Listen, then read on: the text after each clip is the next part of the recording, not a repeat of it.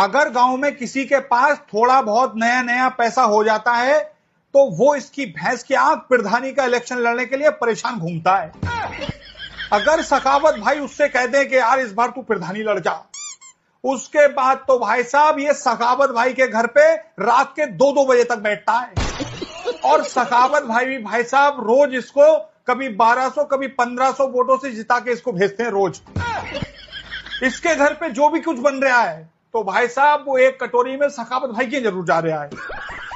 जब से सखावत भाई ने कहा है प्रधानी लड़ जा, उसके बाद तो भाई साहब ये हर दिन हर चौराहे पे प्रधानी की बातें कर रहा है। प्रधानी की बातों से अलावा इसे कुछ अच्छा ही नहीं लग रहा है। 24 घंटे भाई साहब ये ख्यालों में प्रधान बना घूमता है और बीबी से आके बोलता है गांव वाले इस बार मुझे प्रधानी लड़ाने के जुगाड़ में हैं। तो इसकी बीवी भाई साहब प्रधानी का भाई साहब सपना लिए घूमती रहती है और रिश्तेदारियों में कॉल लगा देती है अपनी बहनों को।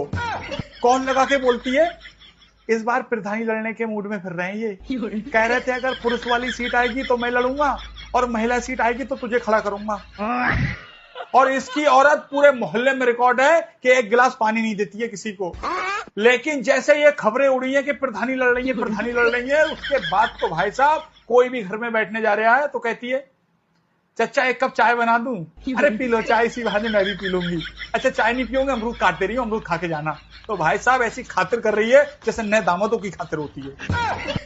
जब मोहल्ले में ये बात फैलती है ये प्रधानी लड़ रहा है प्रधानी लड़ रहा है, तो उसके बाद तो भाई साहब ये बहाना ढूंढता फिर रहा है बैनर छपवाने का।